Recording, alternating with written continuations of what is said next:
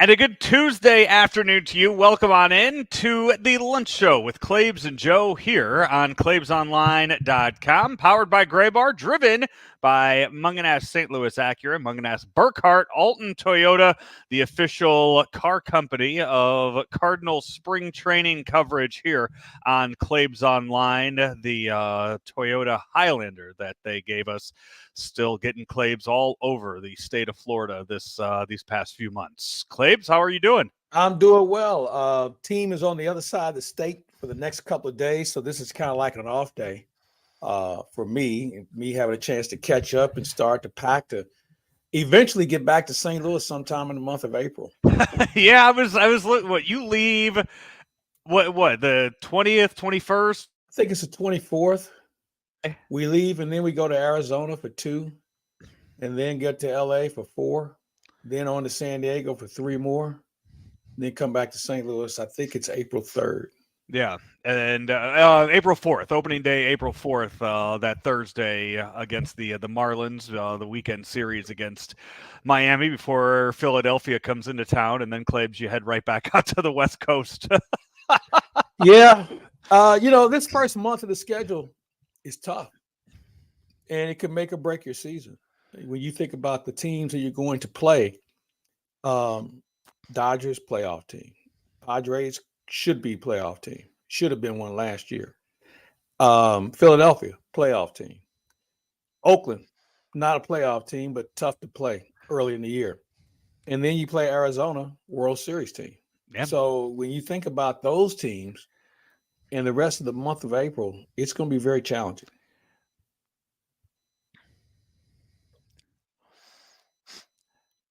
All kinds of all kinds of spring training coverage, I should say, available now on Claibs Online. You go right there, you see the spring training page, and lots of new content up each and every week. Of course, we have been all over the Sonny Gray injury with updates from Ali Marmol, John Mozeliak, and then yesterday was our first installment of the That's the Grip series that we are going to be bringing you over the next couple weeks before opening day. Yesterday with Lance Lynn, still have Kyle Gibson and Sonny Gray to go with those interviews showing off their pitch selections, and that's where the video aspect of it is really nice here on Claibs Online, because you can actually see them with the ball in their hand and see how they're holding that. I saw the pitching ninja Rob Friedman kind of doing something like that on Twitter too, with pitchers all throughout baseball, and just kind of gives you an idea. I think it's good for, like I've said this view, like Hudson is 10. My kid's 10. I coach his team. And right now at this age, I mean, there's so many of them, they have to grab the ball with 3 fingers. They have all 3 fingers on it to be able to throw it. And when you're talking about pitching, you're kind of just showing them how to grip the ball for pitching. But as they get older and they start to develop pitches, and you kind of get a sense of how you make the ball move, and, talking with Lance Lynn about where he moves his thumb. I mean, just, moves his thumb one way or another and adds or subtracts 4 miles an hour from a pitch. That's at the major league level, that's a really, really big deal. And for pitchers, veteran pitchers, to kind of know that and understand how to do that to certain hitters, it's really fascinating to hear some of these guys talk about it as an art form. You're right. And when you think about just a small movement, less than a centimeter, very small, and finger pressure, it is such a big difference in how you get people out compared to people knocking it out of the park. And when you look at it, and granted, the naked eye, we can't see it when a pitcher throws it, his grip. But, you have an idea, as you mentioned, where it can go, the location, the velocity. There's so many things that go into it. So we thought it was a pretty good idea. We did it a few years ago. And with the new pitchers that we have on staff, I thought it was a good idea for us to try it again. And I think that viewers will be pleasantly surprised and certainly informed. Yeah, and I think it's eye-opening. And if you haven't yet, if you go on Claibs Online right now, it's the top one there, the Lance Lynn interview. You go to our YouTube page, it's posted there as well. And you talk about it right off the bat. I mean, Lance Lynn, when you hear the name Lance Lynn, especially now in 2024, you just think fastball pitcher. I think I remember the game when he was with the White Sox a few years ago. He went out for a spring training outing, and I think just threw 60 fastballs. And that's all. It was just fastball after fastball. He just went out there and did that. But when he talks about it, yeah, they're all fastballs, but they're different fastballs. And he's not just going up there and throwing it 94 right down the middle every time. He's doing stuff with it, and you kind of get the idea of, okay, he's not just going out there gripping it and ripping it. He knows what he's doing. Yeah, no, he does. And you touch on something, when they talk about a fastball, it has different definitions to it, whether it's down and in, low and away, up in the zone with movement. I mean, everything is predicated on the fastball, and he's been able to be successful with it. And he's also a guy, and a lot of other guys who, hey, if I throw 92, maybe 93 with control, that's better than 98, not knowing where it's going or it's flat. And I think we're seeing more pitchers start to go back to that, where everybody likes a power arm, but you better have the other pitchers to go with it in order for your power arm to be effective. Yeah, not everyone has to go out there and be Aroldis Chapman. I mean, Greg Maddux had a Hall of Fame career. Aroldis Chapman is getting 1-year deals here and there and hoping to get traded to a good team at the deadline. I mean, it's certain guys go about their careers in certain ways. From the last week of spring training, we finally saw the Cardinals have hit a couple home runs. That was kind of getting to be a big story in Jupiter. But I think when you look at it, the Marlins, I think, had the second least amount of home runs in all of spring training. So maybe a little more goes into the ballpark than I think what fans think. But as we see this go on here at spring training, as we see us get inch closer to opening day, the big news from last week, not only the Sonny Gray injury, but we know about the Tommy Edman situation. It doesn't look like he's going to be ready for opening day. And then Lars Nootbaar pops onto the injured list with a rib issue.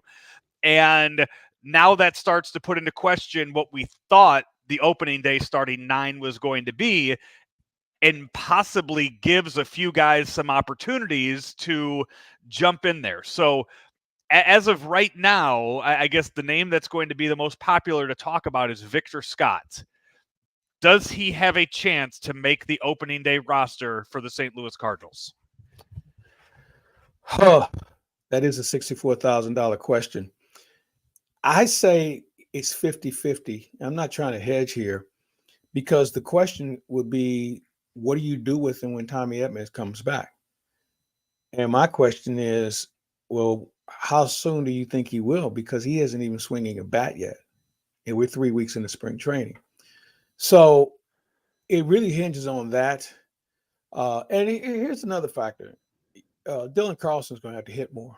Now, he had a couple hits yesterday, but he can only swing from the right side. So you have that to deal with. Victor Scott, in my opinion, is the best player in the outfield right now.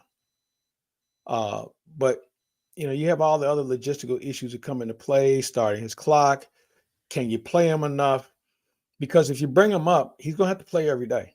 This is not a guy that you can afford to have sitting on the bench watching at the big league level. He has to play. So the Cardinals have to take a deep breath and just figure out how long they can hold it with regard to Tommy Edman. And Lars Nootbaar, although Nootbaar was not scheduled to play center field.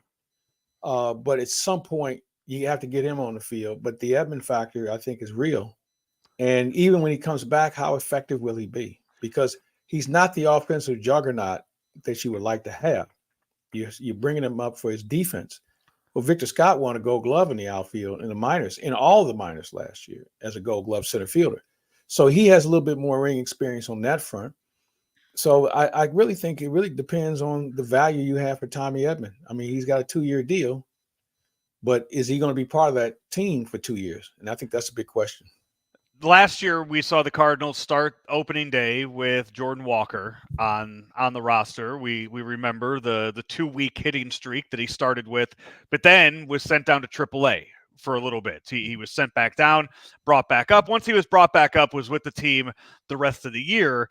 How much does last year's performance and the way they handled Jordan Walker last year, how much does that play into kind of how they're looking at Victor Scott this year in a similar role of bringing up that top prospect? Oh, well, I think the apples and oranges, because they quietly expected Jordan Walker to make the team. The Victor Scott situation is a little different because they didn't have a spot. For Walker, they had a spot in the outfield. He was going to play. In Scott's case, they have a center fielder. Now, again, as I said, I don't know if he's better than Victor Scott. Victor Scott hasn't played in the big leagues, but he has all the tools to show you that he could be a very capable player. So when you look at that situation, I think they're different. But hey, listen, if he can play him, and you figure out the rest of it later. In my opinion, nobody wants to lose their job to injury, or you shouldn't. But when you have a player of that skill set, you have to find a way to put him in the lineup. Now you can bring him up and start him and play him, and then you can send him back. You can do him just like you did Walker. Yeah. But once he's here, he's going to be here. There's two guys who I think we're going to see before this season is over with, is him and Thomas Ajayci, who had 2 more hits yesterday. This guy's doing a lot of little things. I don't know what his real position is yet. He's been a little shaky at short. His third base is solid. But, I think you have to find a defined role for him and where you're going to play him.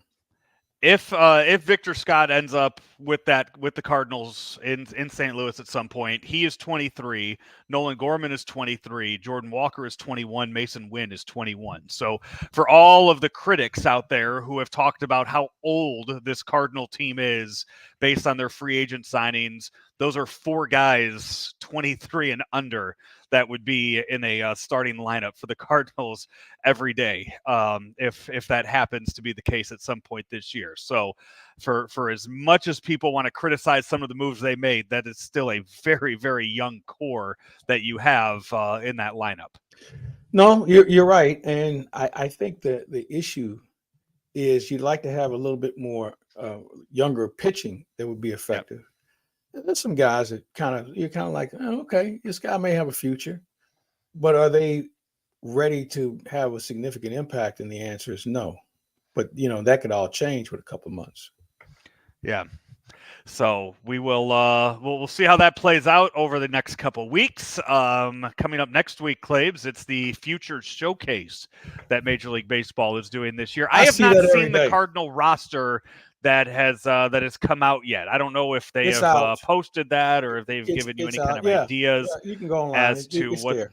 Yeah, it's out there. But Mason Wynn's on that list, and I don't know why he should be. I see the futures every day. They come in the game after the 4th or 5th inning, and you have to play them at some point. They have to get some playing time.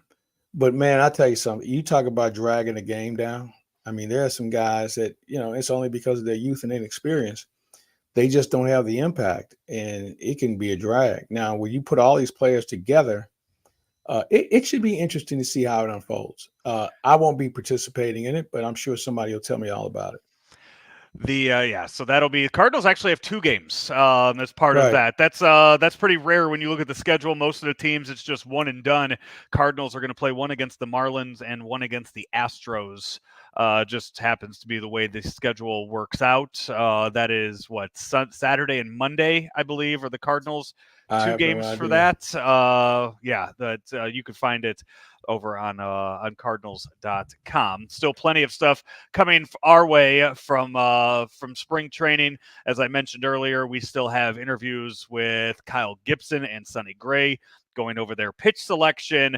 Also, interview with Jason Isringhausen, Ozzie Smith, 2 Cardinal Hall of Famers, still to come on the spring training page. And then Claibs, I have not seen any national media coverage of the Cardinals yet. Has the national media rolled through? MLB was here yesterday. MLB was here yesterday. Mark DeRosa and who's the other guy that's with him in the morning show. DeRosa and him were here yesterday. We haven't had a lot of media. Eduardo Perez was here he was here on Friday, I believe, but we haven't had the normal coverage. We haven't had any national writers that have been through here. Ken Rosenthal was here yesterday, but he was with the MLB network. Yeah, I mean, they're No, all he's with in. the Athletic yesterday. I'm sorry. Yeah, hey, The they're all MLB Network covering. doesn't like him anymore. Apparently, Rob Manfred doesn't, They're all covering the Dodgers and the Yankees. I mean, those are the only two and that's stories in fine. baseball this year. That's fine. They can Yeah. have it. By the way, it's so we saw still a lot of free agents out there with less than 10 days before the Dodgers and the Padres open up the season over in Korea. You still have Blake Snell out there. You still have Jordan Montgomery, who's out there. Trevor Bauer pitched against the Dodgers minor leaguers the other day for some team that he's on, some Japanese team that he's on. So you still have these names that are out there. And then the Yankees the other day announced that Garrett Cole is going to get an MRI on his elbow. That kind of would open the door for one of those teams to maybe look at one of those starters. Yeah, but you know what? Here's the thing that I would say about that. If I sign one of those guys tomorrow, he's not going to be ready for the season. I don't care how much throwing he's done on the side, he's not going to be ready. And you have to take that into account when you go after these players. That window is closed. And when you have guys that are in that position, you have to be careful in bringing them along slowly, because you get a guy who rushes himself and all of a sudden he gets hurt, and now you have bigger problems. It amazes me that those guys wouldn't be ready. I get that throwing in games is a different speed, but if you are expecting the millions of dollars that these guys are expecting in a contract, I think I would keep myself at a certain pace, at a certain level, to where I'm ready to be slotted in wherever you need me, whenever I put that pen to paper to sign that contract. Easier said than done. Yeah. So, we will we'll wrap up our baseball coverage with that. As I said, go to claibsonline.com, click on the spring training page, and see everything that we have done so far down in Jupiter for the past few months. And Claibs, of course, all that brought to you by our friends at Munganast Burkhardt Alton Toyota, who lent us that Highlander for the last few months. Couldn't do it without them. And you know what? They can't do it without you as far as being good customers, because they have such a good selection. Their customer service is as good as anyone you're going to experience. But I think you'll also see with the selection of vehicles that they have, both new and used, and the price is important. There are a lot of dealerships that have decided they want to pump up the volume a little bit on pricing. Munganast Burkhardt has always remained very competitive and fair with regard to pricing. So if you're looking for something for yourself or something for one of your kids, or just something period, you have to start there. And you can even go online and check out the selection that's offered to you there. Same ones you'll see on the lot. You know, I'm old school. I want to have the test drive. I want to sit and smell the leather and everything else that comes with it. But they have a lot of cars out there. They have great service, real understanding of the industry and where it's headed. As we deal with hybrids and electric vehicles and all the other things that come with it, they'll give you the pros and cons on whether it actually works for you and your lifestyle. But you can't go wrong when you go to Burkhardt Munganast Toyota. That's stlouisacura.com, altontoyota.com. Great rates and new inventory at both stores, 3.49% over 72 months on some of those models, with over 250 used cars available. Back in 30 seconds here on Lunch with Claibs and Joe here on claibsonline.com. Can Graybar help my electrical and datacom jobs be more productive? Yep. Our supply chain services are designed to do just that. Like job site services? Yep. We deliver the products you need where and when you need them, no matter your industry. What if I have technical questions? Yep. Our specialists are top-notch. Emergency support? Yep. Even after hours. They're a unicorn. When you need to keep your projects productive and profitable, rely on Graybar to help you get the job done right. No unicorns required. Yep, Graybar does that. Back here on Lunch with Claibs and Joe, powered by Graybar, driven by Munganast St. Louis Acura. Also, thanks to our friends at the Painting and Decorating Foundation and the MAC, Claibs. Missouri Athletic Club, 2 locations. And you'd be amazed at the services the MAC offers, from golf to athletic activities, social events, you name it. And if you have a family, it's something there for them as well. So we suggest you go online, check them out. And once you do, you'll have a few questions for them and they'll have great answers for you.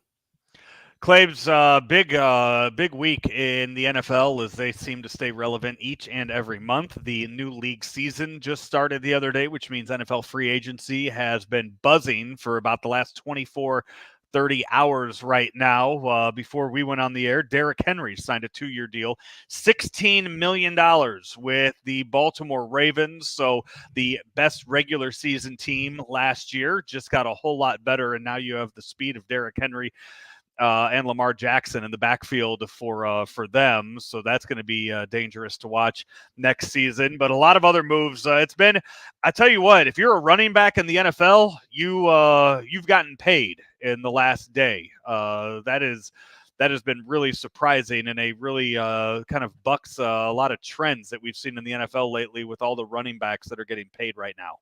Yeah, it's a good point you make, and the way the league beat up running backs as far as pricing and cutting guys and everything else, they drove that price down to the point where it's almost entry level. And now whatever deal they get, they take. And it's something. I hope it's not a trend, because we're starting to see it in baseball as well, where they'll lowball guys enough and sit them out and wait them out, and then they come get them at the last minute, and they think that the deal they turned down 2 weeks ago, it's now a great deal, because there are only so many jobs to go around. We talk about running backs as far as free agency is concerned. There's some quarterbacks obviously to move too, but I'm looking at all alignment, especially pass rushers that are starting to move around the NFL. That tells you how important that position has become. If you can't get to the passer, man, it's hard to beat anybody on Sunday. Yeah, I'm looking here. I'm going through some of the mock drafts. And just going based off college football last year. Who would you say? I'm not sure who I would say is the top running back right now in the draft for this next year. Like, and I think that kind of shows with how these teams are valuing some of these running backs in free agency right now. Well, I think the best example is look who were the good runners in college last year. I mean, Cody Schrader does not look like a first round pick, but he led the SEC in rushing. So I really look at the situation of the position is not at the NFL level, but I think it's also on the college level, where they just don't hone running backs like they used to. Yeah. Josh Jacobs goes from the Raiders to Green Bay. Green Bay wanted Aaron Jones to take a pay cut. He said no, so they said, all right, we'll see you later. Adios. And they signed, they signed Josh Jacobs, who's, I believe, 2 years younger than Aaron Jones is, and they signed him for pretty much what they wanted that pay cut to be. Saquon Barkley goes to the Eagles, so he stays in the NFC East, and that's when you look at how this is playing out, when you look at how some of these moves are playing out, and you saw, I guess the big one was the Broncos just said, you know what, Russell Wilson will pay you to not play for us for the next 2 years, and he goes and signs with the Steelers. At the quarterback position right now, you're seeing all these moves going around. Kirk Cousins goes to the Vikings, or goes from the Vikings to the Falcons. I thought the big news this offseason was going to be, where does Justin Fields end up? And I thought that was going to kind of might be, though. Yeah, and I thought that was going to be kind of shape the draft and where everybody should go from there. As of right now, I don't know where Justin Fields' next home should be or could be with what we've seen. Yeah, I still think there's a home. I think it's still an interest. I look at how the teams that have signed quarterbacks so quickly were in desperate need of a quarterback. And I don't think they wanted to wait any longer on what Justin Fields is going to do, because you know what? I don't know if we really know who Justin Fields is. I've talked to you about this before. He didn't have a lot of players to play with as far as skilled players were concerned, offensive linemen for sure. And I just don't know whether we've seen the real Justin Fields or not. But when you think about it along that line, you say to yourself, okay, we can either wait this guy out, go get a quarterback who's played and has reasonable success, or try and go through the draft. You go through the draft, you basically signal it's time for the rebuild. But I think one of the reasons why we saw teams jump early, there were a lot of backup quarterbacks that had a chance to play this year. And if there's a position right now, I think it's very thin, it's quarterback, because there just aren't enough good quarterbacks to go around. And so with all the backups who show that they couldn't play, I think teams are like, look, let's just go get somebody that has some reasonable experience that can do a few things, and then we'll try and build around that. You saw the Patriots trade away Mac Jones after 4 years. They decided to give up on him.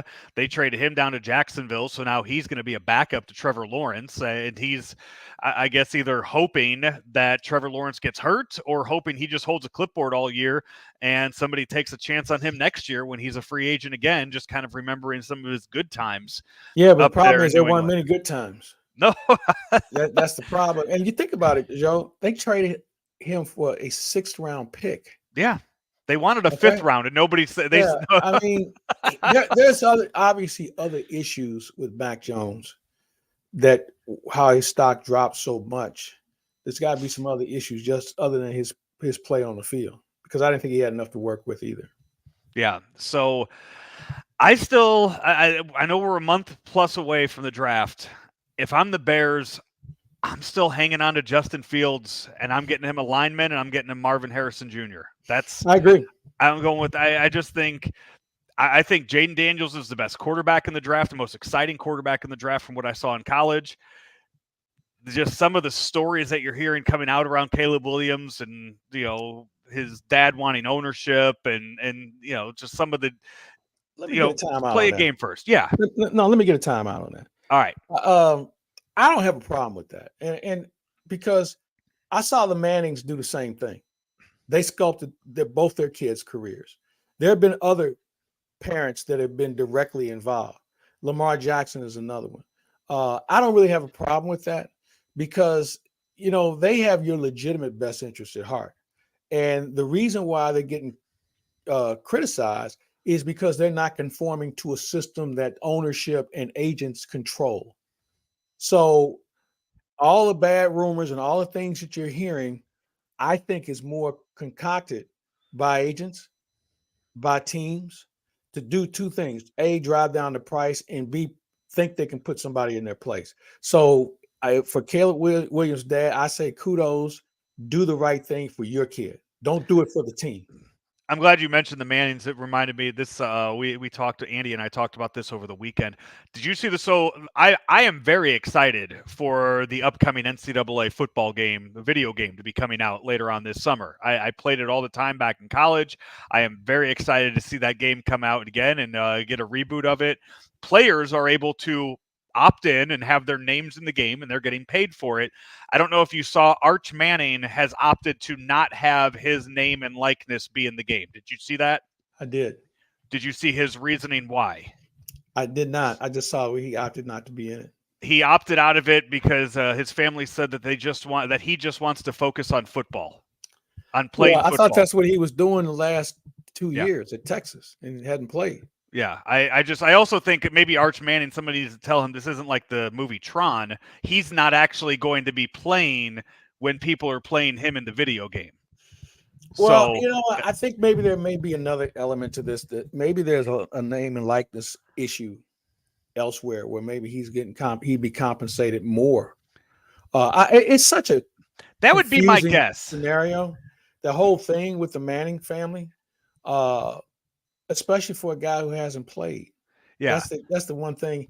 And for a guy who was allegedly the second coming, he couldn't beat out those guys on the team. He's third string. He's not second, he's third string. Yeah. So I don't know. Maybe they overvalued him, but getting back to the original point, I see and hear a lot of misinformation about players at this time of the year. And a lot of it comes from agents who have people within the media who can control the narrative. And I don't know what it is about football, but there are so many guys on the alleged payroll or on the take that are writers who cover this game, and even on the network. I don't see it as much in baseball, and I don't see it as much in hockey, how the writers are fed so much bullshit and they run with it.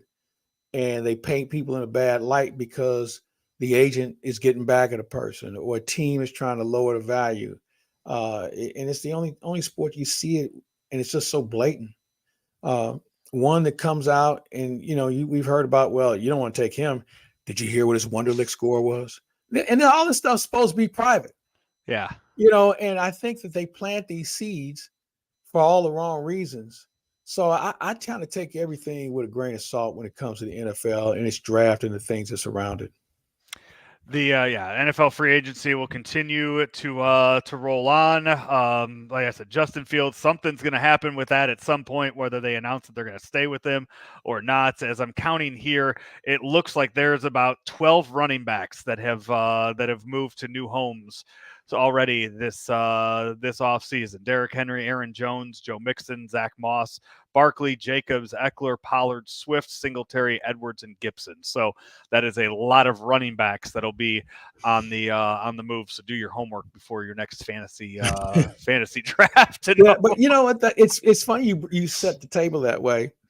And I'm not a participant in fantasy football anymore. But how much of an impact do running backs have in fantasy football? Unless it's a goal line situation and you get a guy who's going to punch it in from 2 yards out. You need to have two of them, and you want to find that guy that's going to get you 80 to 100 yards a game to get you those 8 to 10 points. I mean, that's kind of what it is. Or you want that one guy that you think, like I've had Josh Jacobs for the last few years because he was a guy that could always bust off for about 160-yard, 2-touchdown game. Yeah. And that'd win you a week. I mean, you want those guys that can have those big games like that. Or, some days they might get you 20 yards and you're sitting there cussing at them all Sunday afternoon. So it goes on. That goes on. It goes both ways. Hey, we will take our final break. When we come back, we'll talk a little NHL. Before we do that, Claibs, tell our friends about Fast Eddie's Bon Air. Fast Eddie's Bon Air, Alton, Illinois. Peel and eat shrimp, Fast Eddie burgers, cold beer, great atmosphere. What more can you say? With the tournament just around the corner and some other spring events taking place, it's a great place to convene for lunch and or dinner with the family and certainly friends. They've been there for a while and they'll be there for a while. But when you're looking for just a fun atmosphere, you can't go wrong with Fast Eddie's Bon Air at the foot of the bridge, crossing the bridge over in Alton, Illinois. The only requirement, you have to be 21 years and older. We will take a break, come back in 30 seconds here on Lunch with Claibs and Joe. Are you ready for a challenging and rewarding career? There are quality jobs in the construction industry. I got out of college and my career choices were very limited, and this provided me with a plan for the present and the future at the same time. I actually have a bachelor's degree in psychology, and I was making less than I make as a first-year apprentice painter. I didn't go to college. I have no college debt. I make more money than the majority of people I know that went to college. Take your first step towards a rewarding career. Visit stlouispdf.org. Claibs, the NHL Trade Deadline has come and gone, and the Blues did not sell the farm as I think we expected them to. Buchnevich still on the roster, and they gave a contract extension to Sundqvist. Your thought? I don't understand the Sundqvist signing. You mean to tell me he's not going to be there when the season's over? Granted, it's not a lot of money. I know they want to improve their bottom six. I don't know if that's an improvement or not. And, I didn't expect the Blues to do a lot of business because they don't have enough good players. Plain and simple. They don't have enough good players that teams would have an interest in bolstering their own lineup. You take away Buchnevich, I don't even know if you could have got enough for Cairo. The defensemen, maybe Parayko, but the other ones really didn't have any value. Either they don't have skill set or they were hurt. So it doesn't really seem like they had a lot to offer. Now, maybe you could have probably moved Bennington, but when you start moving key pieces like that, you're basically signaling, as if you didn't already know, that the rebuild is on. Yeah. And, you can only stockpile so many draft choices. It's going to be time for you to start contributing players to win. Because the Blues are going through a tough stretch, and I don't think they can make the playoffs. They had their chance to move some players, but as I said, I didn't think they had enough good players to move. So they're kind of in a holding pattern right now. But I would imagine they'll have some money coming off the books this year, that they'll be active in free agency. But the question is, how soon do you think they can get healthy? I watched a game last week, the Rangers and the Florida Panthers. Two of the best teams in the game. And I think the Panthers are the best team right now. The Blues are light years away from them, competing with them on a consistent basis.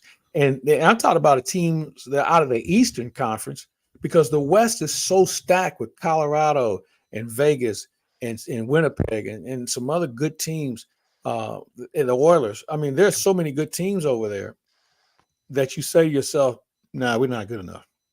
They're not. And it's going to be a while. Based on how things went earlier this year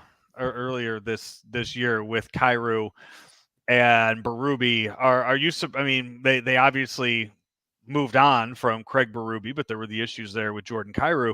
Are you surprised they still kept Jordan Kyrou in the locker room, that they didn't just try to move on from him and start fresh with everybody? I am, and maybe they just didn't get the value they were looking for at the deadline. But I think when you go to the draft, you have to have his name in a hat to say he was available. But there's another problem. Words kind of gotten around the league about what this guy has meant, and the results are not favorable. So you're kind of dealing from a disadvantage when it comes to a player that has a reputation of not necessarily being an ideal person to coach. And when you have that, you say to yourself, well, maybe a change of scenery would do him good. It might, but that's a big risk if you're going to move some key players to get your hands on a Jordan Kyrou, who has the ability to be a 40-goal scorer. I don't think anybody takes away from his talent level, but it's all the other intangibles that have come into play that's created more of a distraction and certainly inconsistency. Blues win last night over the Bruins 5-1. They're already back practicing right now as we speak. Following that up with a 4-game homestand here over the next week or so against the Kings, the Wild, the Ducks, and the Avalanche. And looking at the standings right now, you mentioned how stacked the West is. They've done so much damage. They are right now 6 points out of that last playoff spot. They're the next team up in that. They're the ninth team, but that's a lot of points to make up over less than 20 games. Yeah. Like I said, I don't think they're going to make the playoffs. And I think you're in a position where you don't want to be the last one in and first one out. To run around and beat your chest and say, we made the playoffs.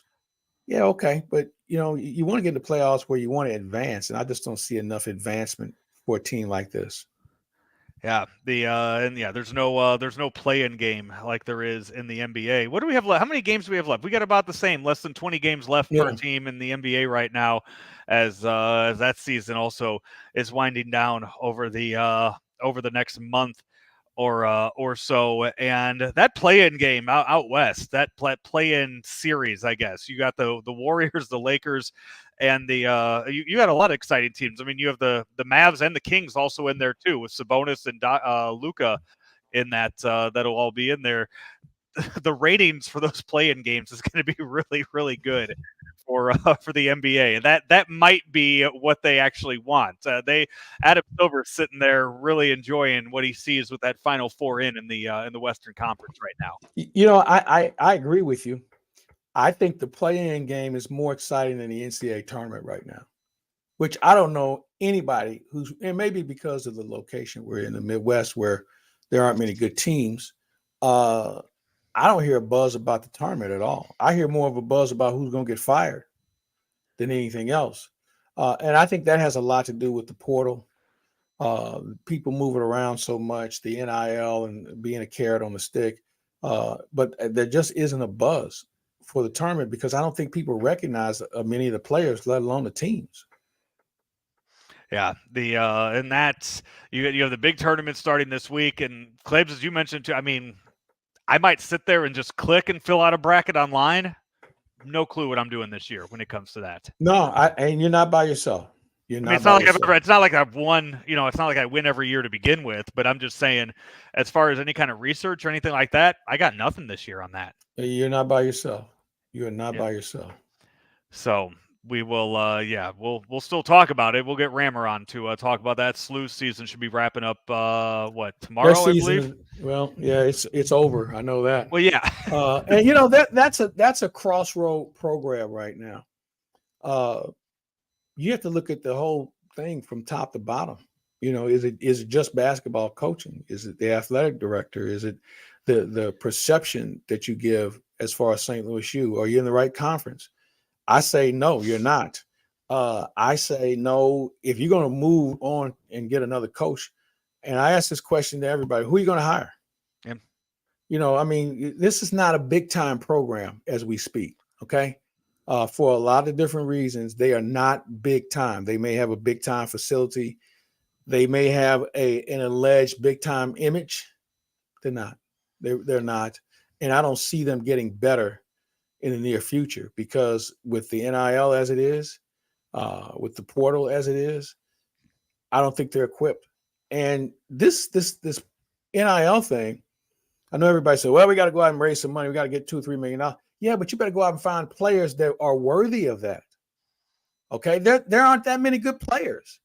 And when you walk around feeling like you need $5-6 million to distribute amongst players, you better make sure you're getting the right player. Because I think the next phase we're going to see with NIL is that schools are going to want their money back, or they're just not going to pay guys because of their performance. And that's something we need to get ready for, where there are going to be some schools that are going to make some hard, tough business decisions because they want productivity for their investment. And if they're not getting it, they're not going to pay them. Claibs, what do you have coming up this week as your time in Jupiter starts to wind down? Well, we suggest you go to the site and check out the grip segments. We have some other ones coming up. We're going to visit with Wilson Contreras later this week and get that squared away. I'm anxious, not necessarily for the tournament, but all the jobs that are going to be open and who gets what. The Blues season is winding down. We'll do a little hockey kick around. And, you know, we'll see what this NBA is going to look like. I think the Western Conference is going to be incredible. My only concern is, will the Western Conference team have enough left to take on a game Eastern Conference team for the championship? You say Eastern Conference team. I mean, just say Celtics. I mean, that's... Yeah, I say that on the surface, but funny thing happened on the way to the arena is something that's in the back of my mind. You know, they check a lot of boxes, all right?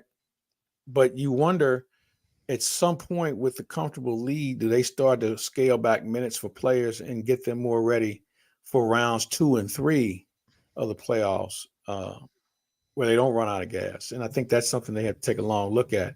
You know, Milwaukee can still make this interesting, okay? And then there's some teams that are like on that next level that if you get them in the playoffs, they could be a handful. Mm-hmm. So it's not cut and dried. Obviously, Boston appears to be the odds-on favorite because of what they've done in the regular season. But I don't know if I can just hand them the trophy at this point. We will have all kinds of stuff up on the site and up on the podcast page over the next several weeks. All kinds of sports going on right now. It's the one of the most exciting times of the year if you're a sports fan, with every single thing going on right now in the world of sports. And you know what, Joe? It's, as you say that, there are a lot of sports that we normally talk a great deal about that I just mentioned college basketball. You know, the Masters is around the corner, and you don't hear anybody talking about golf in that manner because of the LIV and just so many new faces on the tour. And I think that's going to be interesting to see how people follow that. I think NASCAR is at a crossroads too. The Indy 500 for sure. And there's a lot of events that are, you know, customary for us to follow, but the buzz about them just doesn't appear to be there like we've seen in the past. That's going to do it for our show today here on the Lunch Show, powered by Gray Bar, driven by Munganast St. Louis Acura here on Claibs Online. He is Mike Claiborne. I'm Joe Roderick. Until next time, talk to you later. Are you ready for a challenging and rewarding career? There are quality jobs in the construction industry. I got out of college and my career choices were very limited, and this provided me with a plan for the present and the future at the same time. I actually have a bachelor's degree in psychology, and I was making less than I make as a first-year apprentice painter. I didn't go to college. I have no college debt. I make more money than the majority of people I know that went to college. Take your first step towards a rewarding career. Visit stlouispdf.org.